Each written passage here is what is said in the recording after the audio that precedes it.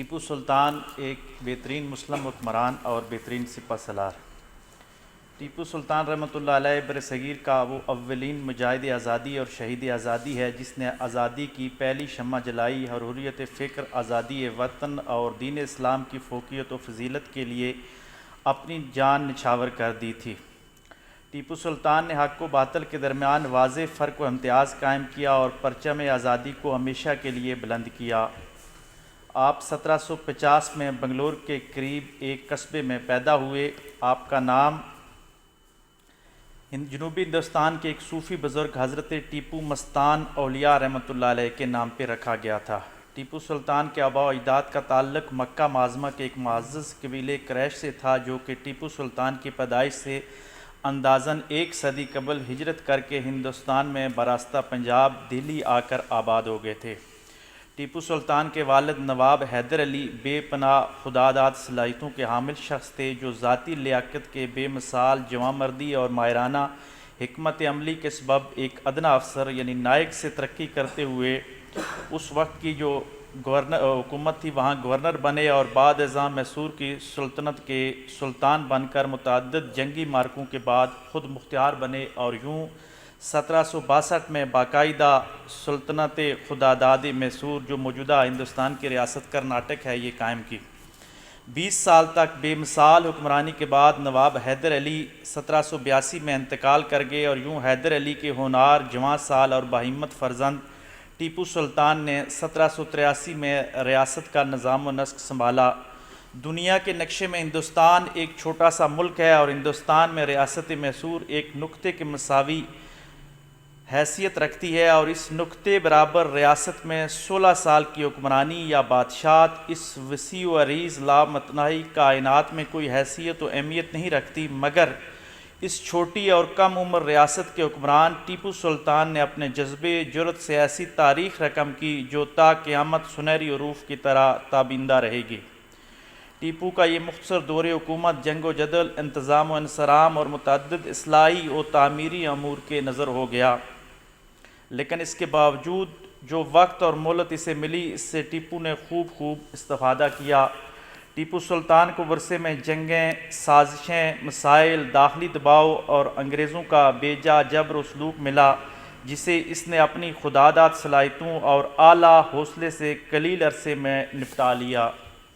اس نے امور سیاست و ریاست میں مختلف نوع تعمیری اور مثبت اصلاحات نافذ کی۔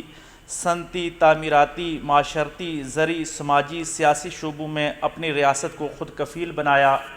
فوجی انتظام و استحکام پر اس نے بھرپور توجہ دی، فوج کو منظم کیا، نئے فوجی قوانین اور ضابطے رائج کیے، اسلحہ سازی کے کارخانے قائم کیے جن میں جدید ترین ٹیکنالوجی کے تحت اسلحہ اور پہلی بار راکٹ بھی تیار کیے گئے، اور اس نے بحریہ کے قیام اور اس کے فروغ پر بھی زور دیا۔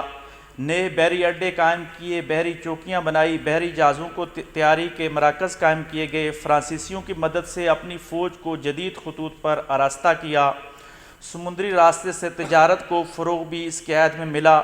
ٹیپو سلطان جانتا تھا کہ بیرونی دنیا سے رابطہ از بس ضروری ہے، اس لیے اس نے فرانس کے نپولین بوناپارٹ کے علاوہ عرب ممالک مسقط، افغانستان، ایران اور ترکی وغیرہ سے رابطے قائم کیے۔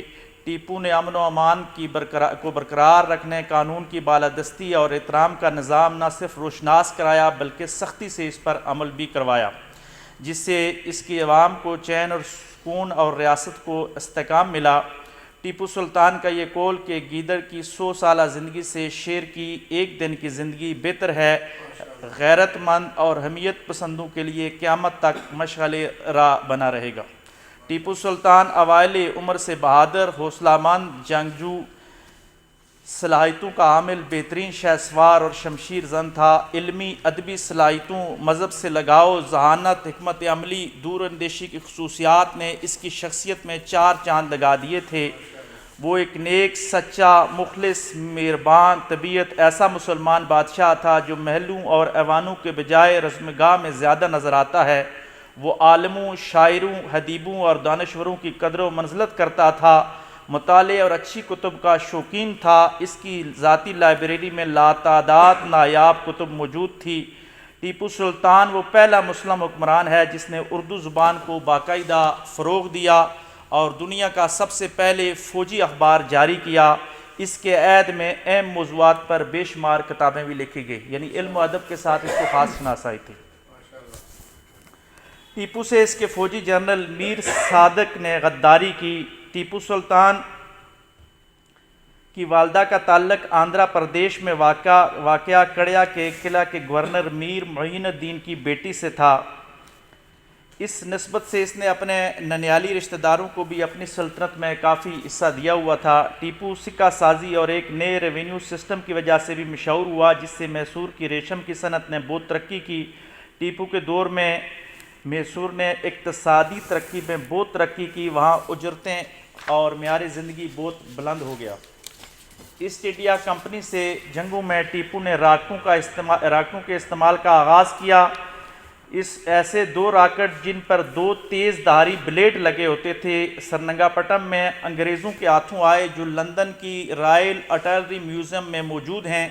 انگریزوں نے ان کا ڈیزائن بہتر بنا کر فرانس کے نپولین کے خلاف یہی استعمال کیے، یعنی انگریز نقل کرتے رہے ہماری کتابوں کا، جہاں انہوں نے نقل کی تو وہ وہاں ہمارے مسلمانوں کے اسلحے کی بھی نقل کر کے وہ یہاں تک پہنچے۔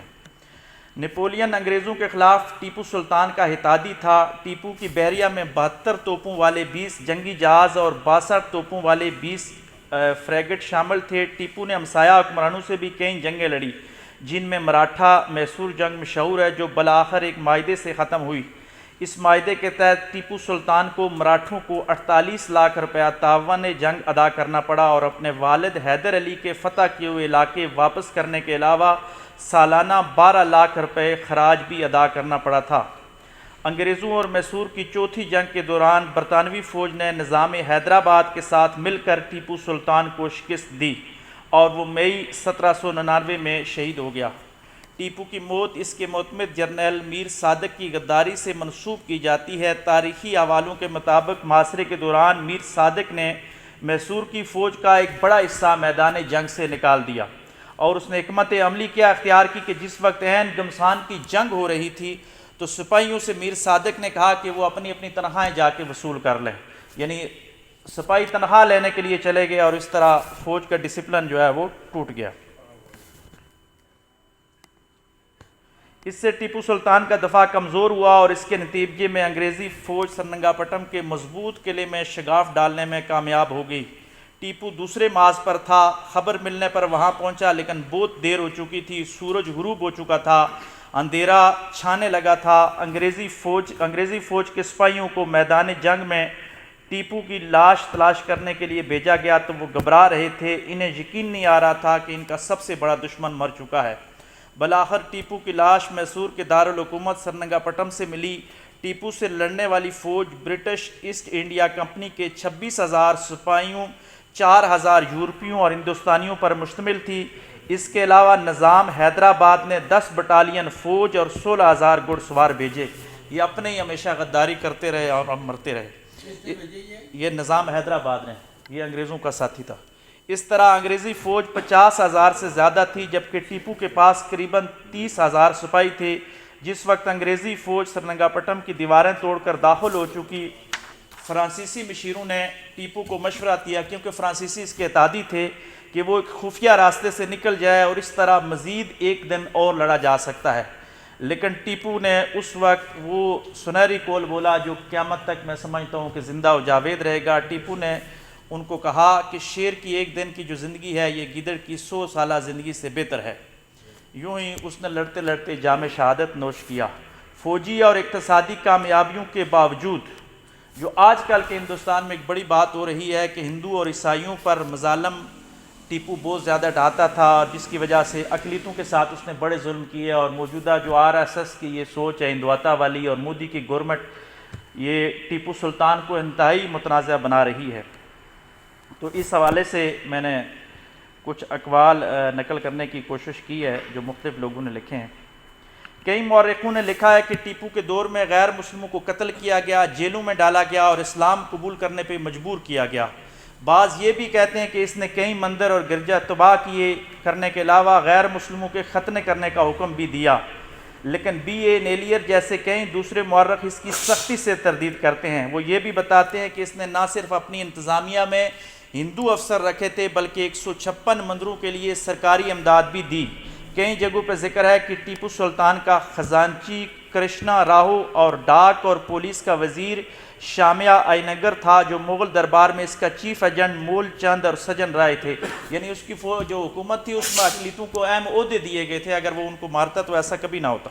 پنجاب یونیورسٹی شعبہ سیاسیات کے سابق chairman professor doctor Rashid Ahmed Khan کے مطابق ٹیپو مثالی بہادری کے ساتھ برطانوی سلطنت سے لڑا، اپنے وطن کے دفاع کے لیے جان دے دی۔ ٹیپو پورے غیر تقسیم شدہ ہندوستان کے ایک غیر متنازع ہیرو تھے، اور اپنی شہادت پہ تقریباً 250 سال گزر جانے کے باوجود اب بھی انگریز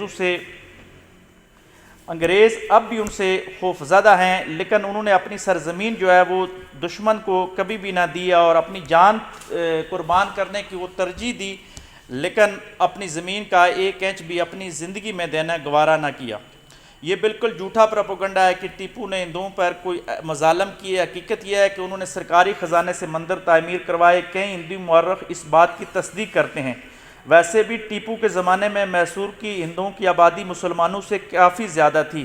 اب بھی ٹیپو پورے انڈیا کے اکثریت لوگوں کے ہیرو سمجھے جاتے تھے۔ کچھ عرصہ قبل اس بات پر کرناٹک کے ایک ہندو وزیر نے ٹیپو کے خلاف کوئی بات کی، جس پر وہاں کانگریس والے لوگوں نے اتنا ہنگامہ کیا کہ اس کو اپنے الفاظ واپس لینے پڑے۔ یعنی کانگریس کی جو گورنمنٹ ہے وہ ٹیپو کو ہندوستان کا ہیرو سمجھتی ہے، لیکن جو آر ایس ایس اور بی جے پی کے لوگ ہیں یہ اس کو ہندو دشمن سمجھتے ہیں۔ پروفیسر ڈاکٹر جاوید اقبال چاولہ کے مطابق ٹیپو سلطان نے اپنے والد حیدر علی کے ورثے کو آگے بڑھایا۔ اگر بعض مورخین نے اس کے امیج کو خراب کرنے کی کوشش نہ کی ہوتی تو وہ ایک عالمی ہیرو اور جنگجو مانا جاتا، جو اپنے معمولی وسائل کے ساتھ برطانوی سلطنت سے لڑا۔ کئی غیر مسلم مورخین نے لکھا کہ ٹیپو کے دور میں مکمل آزادی تھی۔ ٹیپو کے خلاف ایسی باتیں بہت فضول لگتی ہیں، کیونکہ منطقی طور پر یہ ممکن ہی نہیں کہ اس نے غیر مسلموں سے کوئی زیادتی کی ہو، کہ اس وقت ہندو خاصی اکثریت میں تھے۔ ڈاکٹر چاولہ کے مطابق ہندو ٹیپو کی سرکاری مشینری کا حصہ تھے اور ان کے لیے مندر تعمیر کراتا۔ جب وہ ایسٹ انڈیا کمپنی سے لڑ رہا تھا تو میسور کی پوری آبادی اس کے ساتھ تھی۔ ہاں، یہ سوال پیدا ہوتا ہے کہ وہ ہندو کے تہواروں میں خود شرکت نہیں کرتا تھا۔ یعنی آج کل کے جو ہمارے مسلم بادشاہ جاتے ہیں، ٹیپو سلطان ان کے تہواروں میں شرکت نہیں کرتا تھا۔ ڈاکٹر امجد مکسی کے مطابق ٹیپو سلطان ایک اعلیٰ کردار والے شخص تھے۔ وہ اپنے بہت معمولی وسائل کے باوجود بہت بہادری سے انگریزوں سے لڑے۔ وہ بھی دوسرے ریاستی حکمرانوں اور نوابوں کی طرح انگریزوں کے سامنے ہتھیار ڈال کر بچ سکتے تھے، لیکن انہوں نے میدان جنگ میں مقابلے کا فیصلہ کیا۔ اگر انہوں نے اپنی عوام اور تمام رعایا کی حمایت حاصل نہ ہوتی تو وہ ایسی جرأت نہ کرتے۔ اس لیے ایسے پروپیگنڈے کی سختی سے تردید کرنے کی ضرورت ہے جس میں یہ کہا جاتا ہے کہ ٹیپو نے غیر مسلموں سے ان کی مذہبی آزادی چھین لی تھی۔ مزید مذہبی رواداریوں کے حوالے سے کچھ بات کرتے ہیں کہ یہ سچ ہے کہ سلطان جنگ آزادی کے سرخیل تھے، لیکن اس کے علاوہ بہت سی خوبیاں ان میں موجود تھیں جس سے لوگ ناآشنا ہیں۔ یہی وجہ ہے کہ بہت سے لوگ سلطان کو ایک متعصب اور ہندو دشمن ظالم حکمران کی حیثیت سے پیش کرنے کی ناکام کوشش کرتے ہیں، حالانکہ حقیقت اس کے بالکل برعکس ہے۔ ایک انگریز نے اس حوالے سے لکھا کہ صرف کورنگ شہر میں 70,000 لوگوں کو اسلام قبول کرنے پر مجبور کیا گیا۔ یعنی ایسے غیر مستند روایات کے حوالے سے ٹیپو کو بدنام کرنے کی کوشش کی۔ حالانکہ اگر اعداد و شمار کو دیکھا جائے تو جس دور میں ٹیپو سرزمین کورنگ میں تھا تو وہاں فقط 25 سے 30,000 کی ٹوٹل آبادی تھی، تو 70,000 لوگوں کو وہ کیسے اسلام قبول کرنے پہ مجبور کر سکتا تھا؟ مندروں پر عنایات: ٹیپو سلطان نے مسجدوں اور مندروں کے درمیان کبھی کوئی امتیاز روا نہیں رکھا۔ جس طرح مسجدوں پر سلطان کی نظریں مرکوز رہی، اسی طرح مندروں پر بھی اس کی عنایات رہی۔ کلالے نامی گاؤں کے اندر ایک مندر تھا، لکشمی کانت کا مندر، جس میں چاندی کے 4 پیالے، 1 پلیٹ اور 1 گلدان اب بھی دیکھا جا سکتا ہے۔ وہ ٹیپو سلطان نے ان کو گفٹ کیا تھا۔ اسی طرح ایک اور مندر سرکنشور کو آتا ہے ہندو کا علاقہ، وہاں پہ ابھی بھی ایک سونے کا پیالہ موجود ہے جو ٹیپو سلطان نے ان کو گفٹ کیا تھا۔ نارائن سوامی مندر کو قیمتی جواہرات سے آراستہ کیا اور بہت سارے برتن، 1 نکارا اور 12 ہاتھی عنایت کیے تھے۔ اس کے علاوہ ملیار میں گریووار پر ایک قبضہ کے دوران وہاں ایک مندر کو نظر آتش کرنے کی کوشش کی گئی اور مسلمان سپاہیوں کو سلطان نے سخت سزائیں دی کہ آپ نے ہندوؤں کے مندر کو کیوں جلایا۔ کانجی ورم کے اس مندر کی تکمیل جس کو اس کے فوجیوں نے جلایا تھا، اس نے بعد میں 10,000 روپیہ دے کے دوبارہ اس مندر کی تزئین و آرائش اس وقت کے مطابق کروائی۔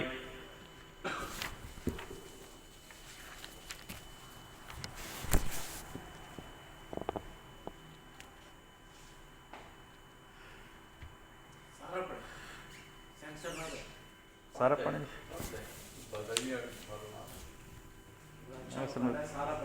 اچھا۔ ہندو عہدیدار جو ان کے اپنے اعلیٰ منصبوں پہ تھے، وہ سلطان سے چوری چھپے جو ہے اپنے ہندو حکمرانوں کو نوازتے رہتے تھے، ان کو بڑے بڑے عہدے چھوٹی جگہوں پہ دیتے تھے، جس کی وجہ سے سلطنت کا نقصان ہوتا رہا۔ سلطنت خداداد کا وزیر خزانہ ہندو برہمن پورنیہ تھا، یہ اس کا وزیر خزانہ جو تھا وہ ہندو برہمن تھا۔ یہی پورنیہ با اعتبار اختیارات کے وزیر اعظم میر صادق کے بعد سلطان کا نائب دوم بھی تھا۔ سلطان کا ذاتی منشی اور معتمد خاص لالا مہتاب رائے سبکت نامی ایک ہندو برہمن تھا، جو میدان جنگ میں بھی شاہی کیمپ میں رہتا تھا اور آخر تک سلطان کا وفادار رہا۔ یعنی ایک طرف اگر میر صادق اور میر جعفر غداری کرتے رہے تو ہندو ایسے بھی رہے جو آخری دم تک سلطان کے وفادار رہے۔ میسور کی فوج کا افسر اعلیٰ ہری سنگھ تھا، جس کا بھائی باوجود ہندو ہونے کے حکومت کا ایک بڑا عہدیدار تھا۔ گورکھ کے فوج کا ایک افسر اعلیٰ برہمن تھا۔ علاوہ ازیں 3,000 کی ایک فوجی سردار سیوا جی کی کمان میں رہتی تھی۔ اس طرح اور بھی کئی اعلیٰ منصبوں پر غیر مسلموں کو فائز کیا گیا۔ حقوق میں مساوات: سلطان ٹیپو نے جس طرح عبادت گاہوں، لائبریریوں اور مساوات کا معاملہ کیا، اس طرح انسانی حقوق میں بھی بلا تفریق ہندو و مسلم کی مذہبی رواداری کی اعلیٰ مثال قائم کی۔ جہاں انہوں نے کرشنا راؤ اور اس کے بھائیوں کو غداری کی سزا میں تختہ دار پر لٹکایا، وہیں مسلمانوں میں محمد قاسم اور عثمان خان کشمیری کو بھی غداری کے الزام میں موت کے گھاٹ اتار دیا۔ یعنی صرف ہندو کو غداری میں نہیں بلکہ مسلمان غداری کرتا تو اس کا اثر بھی قلم کرتا تھا۔ جہاں سلطان نے عیسائی غداروں اور نمک حراموں کے پیشوا اور قائدین کو موت کی سزا دی، وہیں اس نے مسلم عورتوں کو بھی قتل کیا جنہوں نے انگریز سپاہیوں کے ساتھ بدکاری کی تھی۔ عیسائیوں کے ساتھ بھی سلطان کا رویہ کچھ مختلف نہ تھا۔ سلطان نے کئی فرانسیسی عیسائیوں کو اپنی سلطنت میں عہدے دیے ہوئے تھے۔ آرمینیا کے عیسائی تاجروں کو بھی اپنے ملک میں تجارت کرنے کی اجازت دی تھی۔ نہ صرف اجازت دی تھی بلکہ ان کی مالی پشت پناہی بھی کی۔ گوا سے تاریک وطن عیسائیوں کو دوبارہ اپنی سلطنت میں لا کر بسایا۔ رعایا کے دل میں سلطان کی عقیدت و محبت اس قدر تھی کہ ہندو مذہب کے ان کے دو فرقے ہیں، ورڈ گلائی اور ٹنکا کلائی، ان کے کوئی مذہبی لفظ میں صحیح ادا نہیں کر پا رہا، ان کے درمیان کسی مسئلے میں کوئی اختلاف ہو گیا تو ہندو نے اپنے ثالث کے طور پہ ٹیپو سلطان کے سامنے وہ مقدمہ لے کے آئے اور ٹیپو سلطان نے ان کے اس جو مذہبی مسئلہ تھا اس کو حل کروایا۔ سلطان کی مذہبی رواداری ہی تو تھی جس نے اس کے عوام کے سینوں میں عقیدت و محبت کے وہ شعلے فروزاں کیے تھے جنہیں دیکھ کر انگریز بھی ششدر تھے۔ سلطان نے جس جگہ اپنی جان آفریں کے سپرد کی، اسی جگہ سلطان کے سینکڑوں فدائیان کی لاشیں پڑی ہوئی تھی، جن میں عورتیں بھی تھیں، جوان لڑکیاں بھی تھیں۔ جب سلطان کا جنازہ اٹھایا جانے لگا تو راہ میں ہندو عورتیں ماتم کرتے ہوئے اپنے سروں پر مٹی ڈال رہی تھی۔ اس لیے ظفر علی خان نے کہا تھا کہ قوت بازو اسلام تھی، اس کی سہولت اس کی دولت کی دعاگوں میں شامل تھے انود۔ یعنی ہندو بھی اس کے ساتھ بڑے قریبی روابط میں تھے۔ سلطان کی مذہبی رواداری اور بلا تفریق مذہب رعایا سے اس نے سلوک کی مثالوں کے بعد اب بھی اگر کچھ لوگ تاریخ کو مسخ کرنے اور اسے مٹانے کی طور پہ کوشش کرتے ہیں تو ان کو چاہیے کہ وہ لوگ ہیں تحمل مزاجی اور برداشت کی دولت سے محروم ہیں، جو تعصب کے ناپاک نالے کے گندے کیڑے ہیں، جو سانپ و بچھو کی طرح ہمیشہ زہر اگلتے رہتے ہیں۔ وہ یہ کہہ رہے ہیں کہ سلطان ہندو کش یا متعصب ظالم حکمران تھا، کاش ایک نظر اپنے دامن پر بھی ڈالی ہوتی۔ دامن تو ذرا دیکھ ذرا بند کبا دیکھ۔ افسوس اس پر بھی کہ سرزمین ہند کی اس عظیم سپوت کے حالات زندگی اور اس کے قابل رشک کارنامے باشندگان ملک تک صحیح معنوں میں پہنچائی نہیں گئی۔ ورنہ ممکن تھا کہ سلطان کو متعصب ہندو دشمن ظالم حکمران کہا جاتا۔ غور کرنے سے معلوم ہوتا کہ مذہبی رواداری، غیر مسلموں کی خوشی غم میں شریک ہونے اور ان کے مذہبی جذبات کا خیال رکھنے میں سلطان اس قدر آگے نکل گئے تھے کہ بعض مواقع پر فقہی اعتبار سے بھی بحث کی جاتی تھی۔ یعنی اس وقت کے علماء ٹیپو سلطان پہ تنقید کرتے تھے کہ یہ ضرورت سے زیادہ غیر مسلموں کا خیال کرتے ہیں۔ اگر ٹیپو سلطان کے مسئلے پر اب بھی بر صغیر میں سنجیدگی اختیار نہ کی گئی، اسے پڑھا اور پڑھایا نہ گیا، تو وہ دن دور نہیں جب ٹیپو سلطان جیسا عادل حکمران بھی محمود غزنوی اور اورنگزیب کی طرح تاریخ کے کٹہرے میں کھڑا ہوگا اور مسلمانوں نے ہند اس کی صفائی پیش کر رہے ہوں گے۔ اور اب ہندوستان میں تو شروع ہو چکا ہے، پاکستان میں بھی بائیں بازو کے لوگ چوری چھپے یہ باتیں کہہ رہے ہیں کہ وہ ظالم تھا، اور عنقریب ہو سکتا ہے کہ ہمیں اس کے تحفظ کے لیے بھی اب باتیں کرنی پڑے۔ یعنی ہمارے نصاب میں یہ پڑھایا نہیں جا رہا جس طرح پڑھایا جانا چاہیے تھا۔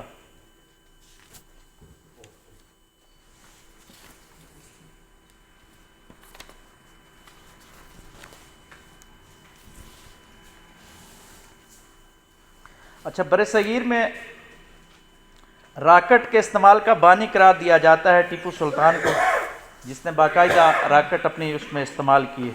اس کے علاوہ ٹیپو سلطان کو باغبانی اور زراعت سے خاصی دلچسپی تھی۔ انہوں نے بنگلور میں 40 ایکڑ پر پھیلا ہوا لال باغ بنایا تھا، جو آج بھی وہاں پر موجود ہے۔ اراضی کے انتظام سے متعلق سلطان کے قوانین کی وجہ سے میسور میں ریشم کی صنعت کو فروغ ملا اور یہ ریاست ایک اہم معاشی مرکز میں تبدیل ہو گئی۔ ٹیپو سلطان نے 1798 سے 1799 کے دوران مراٹھوں اور برطانیہ کے خلاف کئی جنگیں لڑی اور انہیں شکست بھی دی، لیکن برطانیہ کی ایسٹ انڈیا کمپنی، مراٹھوں اور حیدرآباد کے نواب نے مل کر بالآخر ٹیپو کو شکست دی۔ ہندوستان میں برطانیہ کی ایسٹ انڈیا کمپنی کا مقابلہ کرنے کی وجہ سے ٹیپو سلطان کو عموماً آزادی کا ہیرو تصور کیا جاتا ہے۔ برصغیر میں ایسٹ انڈیا کمپنی تاریخ پر انارکی کے عنوان سے ایک کتاب لکھی گئی، جو ایک انگریز مورخ ولیم ڈیل ریمپل کے مطابق ایسٹ انڈیا کمپنی کے خلاف ٹیپو سلطان کی عسکری حکمت عملی کو دیکھتے ہوئے انہیں مثبت انداز میں یاد کیا جاتا ہے۔ ان کے مطابق ٹیپو سلطان کمپنی کے خلاف مزاحمت کرنے والے سب سے بڑے حریف تھے۔ انہوں نے کبھی بھی کمپنی کے ساتھ اتحاد نہیں کیا، یعنی ایسٹ انڈیا کمپنی کے ساتھ کبھی بھی وہ اتحادی نہیں رہے۔ یہی وجہ ہے کہ ماضی میں ٹیپو سلطان کو بھارت میں بھی آزادی کا سپاہی قرار دیا جاتا تھا۔ ان کی زندگی پر ایک ڈرامہ سیریل بھی ہندوستانی گورنمنٹ نے بنائی، جس میں انہیں برطانیہ کا مقابلہ کرنے والے ایک بے بہادر حکمران کے طور پہ پیش کیا گیا، لیکن مجھے نہیں معلوم کہ پاکستانیوں نے کوئی ایسی فلم یا ڈرامہ ٹیپو سلطان پہ اس انداز کے ساتھ بنایا ہو سکتا ہے کسی کی نظر سے گزرا ہو، لیکن ناول ہے۔ اچھا چلو،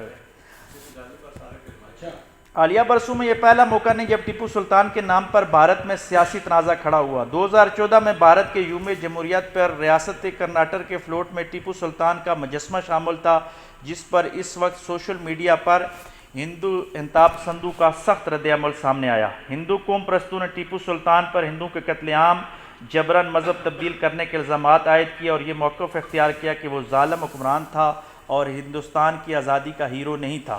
اس کے بعد ریاست کرناٹک میں کانگریس کی حکومت نے 2015 میں جب ٹیپو سلطان کا یوم پیدائش منانے کا اعلان کیا تو اس پر بھی RSS نے شدید رد عمل کا اظہار کیا تھا۔ وہ کہتے ہیں، RSS والے الزام لگاتے ہیں کہ ٹیپو عدم برداشت رکھنے والا ایک بادشاہ تھا۔ اس کی تلوار پر یہ درج تھا کہ اسلام کے نہ ماننے والے کو قتل کر دو۔ اس کے علاوہ BJP سے تعلق رکھنے والے اس وقت ایک وفاقی وزیر اننت کمار ہیگڑے نے ٹیپو سلطان کو قاتل اور ریپسٹ بھی کہا۔ ان بیانات پر کانگریس نے ٹیپو سلطان کا دفاع کرتے ہوئے موقف اختیار کیا تھا کہ ان کا شمار ملک کے عظیم حکمرانوں میں ہوتا ہے۔ سال 2017 میں کرناٹک میں ایک یونیورسٹی کے استاد نے کہا تھا کہ ہندوستان میں آزادی کا سب سے بڑا جو رہنما ہے وہ ٹیپو سلطان ہے۔ اس کے علاوہ ہندوستان کے ایک مورخ ہے محب الحسن، انہوں نے 1950 کی دہائی میں ایک کتاب لکھی۔ اپنی کتاب کو ہسٹری آف ٹیپو سلطان میں ان تمام الزامات کا جائزہ کیا۔ یہ کتاب ہندی میں تھی اور اس کا اردو ترجمہ جو قومی کونسل برائے فروغ اردو زبان ہمارے پاکستان سے بھی اس کتاب کا ترجمہ ہو چکا ہے۔ محب الحسن لکھتے ہیں کہ غیر مسلموں کے باب میں ٹیپو کی پالیسی پر مختلف آراء پائی جاتی ہیں۔ برطانوی مورخ کے نزدیک ٹیپو عدم روادار، متعصب یا غضبناک متشدد تھا، اور ایک مورخ نے اپنی کتاب تاریخ میسور میں جبراً مذہب تبدیل کرانے، مندر ڈھانے اور جائیدادیں ضبط کرنے کے معاملے میں ٹیپو کو ایک کٹر متعصب ثابت کیا ہے۔ محب الحسن کے مطابق دوسری جانب ٹیپو کے درباری عہدیداروں میں فوج میں کئی ہندو شامل تھے، انہوں نے کئی مندروں کی تعمیر کروائی۔ اس میں لمبی چوڑی تفصیل ہے، آخر میں جا کے لکھتا ہے کہ یہ واقعہ واقعی ہوا ہے کہ انہوں نے کچھ لوگوں کا جبراً مذہب تبدیل کروایا۔ یہ وہ ہندو تھے جو بار بار اپنے معاہدات سے پھر جاتے تھے، اور تنگ آ کر ٹیپو سلطان نے سزا کے طور پر ان کو کہا کہ ان کا مذہب تبدیل کروا دیا جائے اور ان کے ختنے بھی کر دیے جائیں۔ واللہ عالم یہ تاریخی روایت، اس میں کتنی صداقت ہے، لیکن بہت جگہوں پہ یہ واقعات آئے ہیں جہاں ان کی اچھائیاں ہیں۔ دوسری طرف کیونکہ بادشاہ ایٹ لیسٹ بادشاہ ہوتا ہے، کچھ مجبوریاں بھی ہوتی ہیں ریاست کے لیے اس وقت کے حوالے سے۔ جی، یہ تاریخی واقعات بیان کرنے کے بعد محب الحسن لکھتے ہیں کہ ٹیپو اگر متعصب نہیں بلکہ روشن خیال اور روادار حکمران تھا تو گورکھ اور مالابار میں اس نے لوگوں کو اسلام قبول کرنے پر کیوں مجبور کیا؟ ان کے بقول اس کا صحیح جواب یہی ہے کہ اس کی طرز عمل کی پشت پر مذہبی نہیں بلکہ سیاسی محرکات کار فرما تھے۔ تبدیلی مذہب کو اپنی اس رعایا کے لیے ایک سزا تصور کرتا تھا جو بار بار بغاوت کے جرم کے مرتکب ہوتی، چنانچہ اس نے اپنے افسروں کو حکم دیا تھا کہ گورکھ اور مالابار کے لوگ اپنی باغیانہ روش سے باز نہ آئیں تو انہیں مسلمان بنایا جائے۔ محب الحسن کے مطابق یہ بتانا مشکل ہے کہ گورکھ اور مالابار کے کتنے باشندوں کو مسلمان جبراً بنایا گیا۔ اس سلسلے میں انگریزوں کے بیانات کو باور نہیں کیا جا سکتا کیونکہ ان کا مقصد ٹیپو کو بدنام کرنا، اس کے خلاف پراپوگنڈا کرنا تھا۔ اس سلسلے میں مسلمانوں کے بیانات کو اس لیے قابل اعتماد نہیں کہا جا سکتا کہ وہ سلطان کو اسلام کا علم بردار بنا کر پیش کرنے پر تلے ہوئے ہیں۔ وہ آگے کہتا ہے کہ اس میں کوئی شک نہیں کہ اپنی سلطنت میں ٹیپو نے ہندوؤں کے مندروں کی سرپرستی کی، لیکن یہ اسے دشمنوں کے ساتھ سخت برتاؤ سے نہیں روک سکی۔ انہوں نے حریف علاقوں میں جبری طور پر مذہب بھی تبدیل کروائے۔ مذہب کا سیاست میں کردار ماضی میں ویسا نہیں تھا جیسا آج ہے۔ مراٹھوں کی فوج میں سینکڑوں مسلمان تھے اور ٹیپو کی فوج میں اکثریت ہندو مشتمل تھی۔ ٹیپو کے زیادہ تر قریبی مشیر ہندو اور ان کے دربار میں ایک برہمن نجومی بھی تھا۔ میں ویسے سمجھاؤں کہ جتنی یہ فوجی لوگ لڑتے تھے زیادہ تر پیٹ کی مجبوری تھی۔ اگر مراٹھوں کی فوج میں مسلمان لڑ رہے تھے تو ٹیپو کی فوج میں ہندو لوگ تھے، تو میرے خیال میں یہ کچھ لوگ تنخواہ دار لوگ جو تھے، جدھر سے اچھی سیلری کی آفر ہوئی وہ اس بادشاہ کے ساتھ جڑ جاتے تھے اور لڑتے تھے۔ شاید اس میں نظریات کم کار فرما ہوئے ہوں۔ ٹیپو سے متعلق پروفیسر رام پنیانی نے ملی گزٹ میں اپنے ایک مضمون میں لکھا تھا کہ ٹیپو پر ایک متوازن تصور پیش کرنے کی ضرورت ہے۔ انہوں نے سب سے پہلے یہ پیش بینی کر لی کہ برطانیہ کی ایک الگ طرح کی قوت ہے اور اس کے خلاف مذمت کا آغاز کیا، اس لیے اس ہندوستان کی سرزمین میں برطانیہ کے خلاف مذمت کے بانیوں میں جو ٹیپو سلطان کا نام شامل ہے۔ پروفیسر رام پنیانی کے مطابق یہ تفرقہ پیدا کرنے والے ٹیپو کی تعریف سے لے کر اسے ایک برے کردار کے طور پر پیش کرنے تک جو کوششیں کی گئی وہ ان کے تفرقے پر مبنی نظریے کی پیروی کے سوا کچھ نہیں۔ بمبئی میں ایک گراؤنڈ کو ٹیپو سلطان کے نام سے موسوم کیا گیا اور اس پر بی جے پی کا موقف ہے کہ ٹیپو نے ہندوؤں کو ظلم و جبر کا نشانہ بنایا، اس لیے ان کا شمار ہندوستان کی آزادی کے ہیروز میں نہیں قرار دیا جا سکتا۔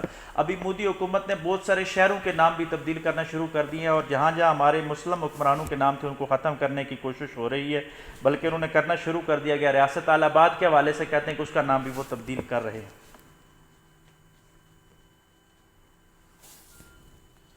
مبصرین کا کہنا ہے کہ بھارتی جنتا پارٹی کی حکومت میں آنے کے بعد کئی ایسے اقدامات کیے گئے جن میں تاریخ کو انورٹڈ کاما میں درست کرنے کی کوشش کی جا رہی ہے۔ اس سلسلے میں مرکزی اور ریاستی حکومتوں کے کئی اقدامات سامنے آ چکے ہیں۔ اتر پردیش، مدھیہ پردیش، ہریانہ سمیت مختلف ریاستوں میں مسلم ناموں والے کئی شہروں کے نام تبدیل کر دیے گئے ہیں۔ 2018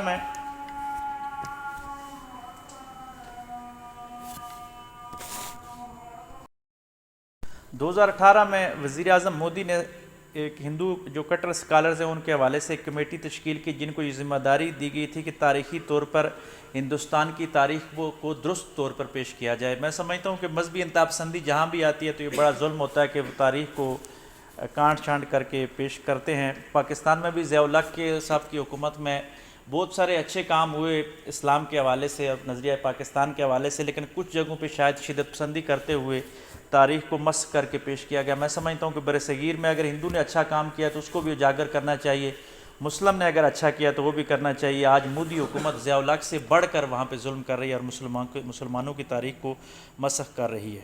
اس رپورٹ کے مطابق بھارتی جنتا پارٹی کی جانب سے نیز سروں سے تاریخ نویسی اور شہروں کے نام تبدیل کرنے جیسے اقدامات سے مسلمانوں کو خدشہ ہے کہ انہیں ملک میں دوسرے درجے کا شہری بنا دیا جائے گا، اور بی جے پی ہندوستان کی تاریخ سے غلامی کے اثرات ختم نہیں کر رہی بلکہ بڑھانے کی کوشش کر رہی ہے۔ میں سیکنڈ لاسٹ بات ہے، اس کے بعد آخری پیرے کی طرف جاتے ہیں کہ جو ٹیپو سلطان کی تلوار تھی، یہ بڑی مشہور تلوار تھی، اور یہ غلط بات تھی کہ اس پہ لکھا ہوا تھا کہ جو اسلام کو نہیں مانتا اس کو سر قلم کر دیا جائے۔ ایسی بات نہیں، بلکہ برطانیہ میں وہ بڑی مہنگی نیلام ہوئی، 40 اس کی تلوار جو ہے 1,40,00,000 پاؤنڈ میں فروخت ہوئی جب نیلامی لگی ٹیپو سلطان کی طرف۔ یہ بین الاقوامی آکشن ہاؤس بونا مس نے تلوار کی فروخت کے انتظامات کیے، اور بیان میں کہا گیا کہ تلوار کا جتنا تخمینہ لگایا گیا اس سے 7 گنا زیادہ آیا، اور تلوار کو خریدنے والے کی شناخت ظاہر نہیں کی گئی۔ انہوں نے کہا کہ یہ ہماری پرائیویسی کے پالیسی کے خلاف ہے،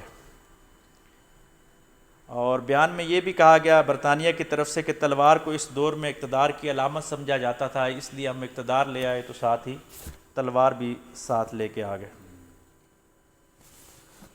یہ تلوار جو ہے ٹیپو سلطان کے محل کے جو اس کا نجی کوارٹر تھا وہاں سے ملی تھی۔ اس تلوار کی ایک غیر معمولی تاریخ ہے، ایک حیران کر دینے والی حقیقت اور بے مثال کاریگری ہے۔ تلوار کی نیلامی پر کئی عرصے تک جو مغربی میڈیا ہے وہ مختلف اس پہ حوالے سے رپورٹس لگاتا رہا۔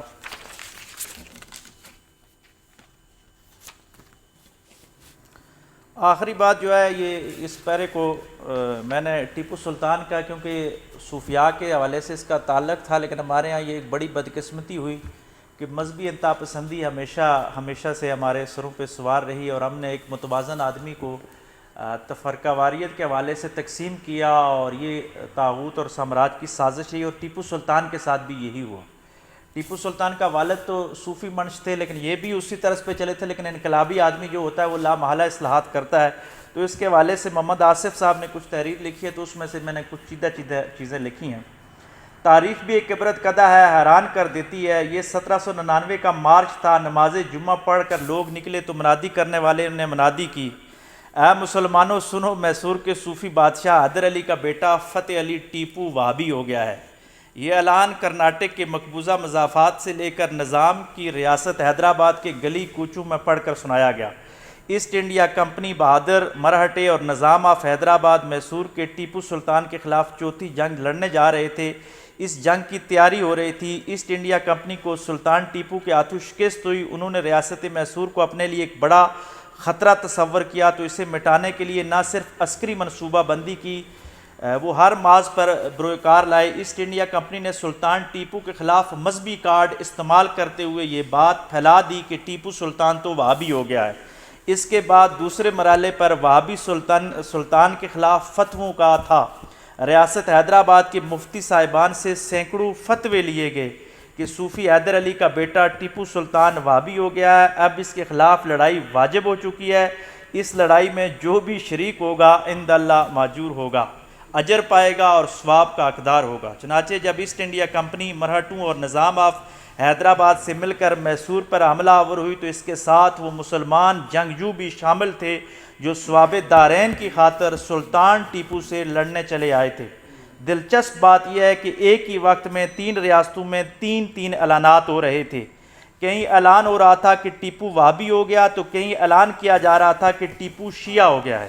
یاد رہے کہ ایسا ہی ایک فتویٰ 125 سال بعد سلطان عثمانیہ کے خلاف بھی لیا گیا، جب ترکوں سے لڑنے کے لیے برصغیر سے مسلمان فوجیوں کی ضرورت تھی، اور ان فوجیوں کو سمجھ نہیں آ رہی تھی کہ سلطنت عثمانیہ اور خلیفہ کے خلاف جارحیت میں انگریز کا ساتھ کیسے دیا جائے۔ چنانچہ ایک تاریخی فتویٰ لیا گیا کہ عثمانی ترکوں کے پاس مقامات مقدسہ کا نصب و ضبط سنبھالنے کا کوئی استحقاق نہیں، یہ استحقاق تو اصل میں شریف مکہ کا ہے۔ تاریخ ایک پوری عبرت قدہ ہے۔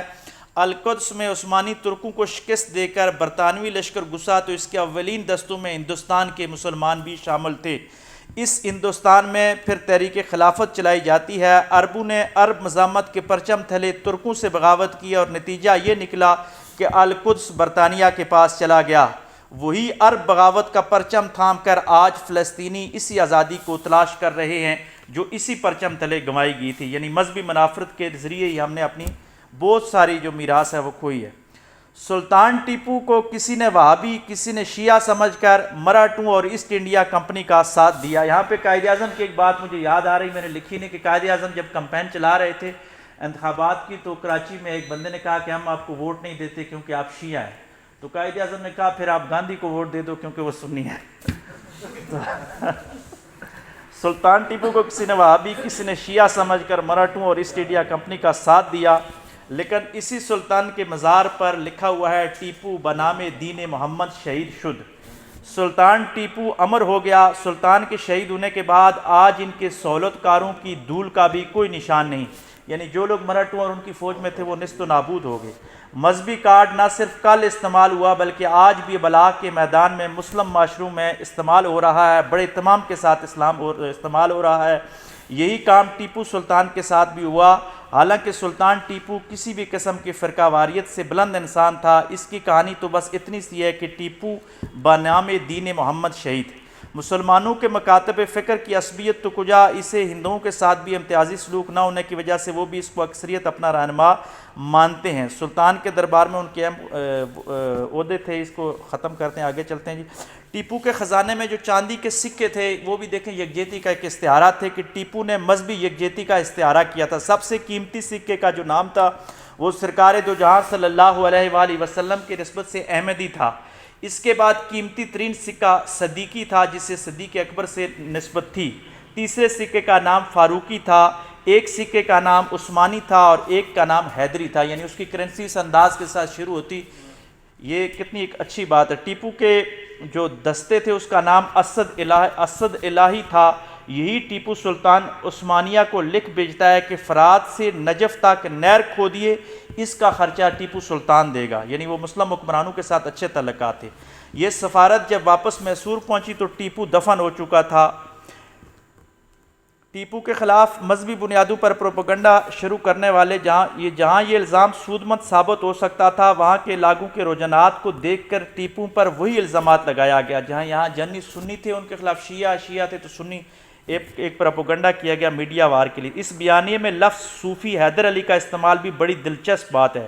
یہ گویا تاثر دیا جا رہا تھا کہ سلطان حیدر علی کی فکر سے اس کے بیٹے نے بغاوت کر رکھی ہے اور حیدر علی کے وفاداروں کو اب اس کے بیٹے کا ساتھ نہیں دینا چاہیے۔ میسور کی فتح کے بعد انگریز نے سلطان کے کتب خانے کا معائنہ کیا تو وہاں سے جو ٹیپو سلطان کے کتب خانے سے کتابیں نکلی تو صوفی ازم پر 115 کتابیں جو گورے وہاں سے لے کے گئے وہ اس کی لائبریری سے نکلی، جس کے بعد میں گورو نے اس کی مکمل ایک فہرست شائع کی۔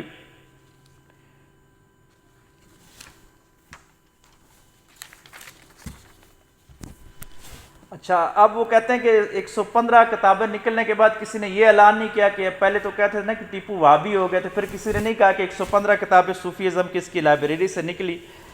اب کی بار ایک نیا اعلان فرمایا جانے لگا کہ تخت پر اب کرشنا جا بیٹھا تھا اور سلطنت میسور کو غدار پور نیا چلا رہا تھا۔ اس کی سرپرستی ایسٹ انڈیا کمپنی کر رہی تھی۔ ادھر نظام آف حیدرآباد کی ریاست میں عام آدمی دل گرفتہ تھا کہ سلطان ٹیپو شہید ہو گیا اور ہماری فوج نے ایسٹ انڈیا کمپنی کے ساتھ مل کر اسے شہید کیا۔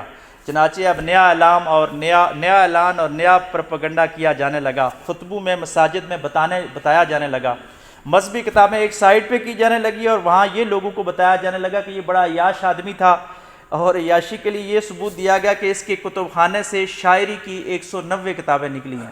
تو عوام کو بتایا گیا کہ یہ شاعر تھا، یعنی عیاش پسند تھا۔